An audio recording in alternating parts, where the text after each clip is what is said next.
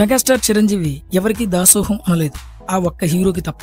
ఎవరా హీరో ఇప్పుడు చూద్దాం. మెగాస్టార్ చిరంజీవిని ఆదర్శంగా తీసుకుని ఎందరో హీరోలు ఇండస్ట్రీకి వచ్చారు. చిరంజీవి అభిమానులుగా ఉంటూ సినిమాల్లో రాణిస్తున్నారు. అయితే చిరంజీవి తన 40 ఏళ్ల కెరీర్ లో తన సాటి హీరోలతో పోటీ పడుతూ ఎదిగారు తప్ప ఎప్పుడు ఎవరికి దాసోహం అనలేదు. కానీ మెగాస్టార్ ఒకసారి ఒక క్రేజీ హీరో ముందు దాసోహం అనే మాట అన్నారు. చాలా ఎమోషనల్ గా చిరంజీవి ఆ మాట చెప్పారు. చిరంజీవి మీలో ఎవడు కోటీశ్వరుడు షోకి ఒకసారి హోస్ట్ గా చేశారు. ఈ షోకి చాలా మంది హీరోలు అతిథులుగా హాజరయ్యారు. నేచురల్ స్టార్ నాని కూడా ఒక ఎపిసోడ్ కి అతిథిగా హాజరయ్యారు.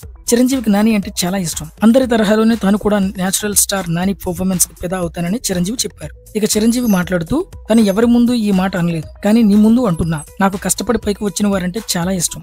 నువ్వు కష్టపడి పైకి వచ్చిన విధానం, నీ నటనకు నేను దాసోహం అని చిరంజీవి అన్నారు. మెగాస్టార్ అంతటి వారు ఈ మాట అనడంతో నాని షాక్ అయ్యారు. అయ్యో సార్, అంత మాట ఏంటి సార్, నా జీవితంలో ఇది అతిపెద్ద కాంప్లిమెంట్ అని నాని తెలిపారు.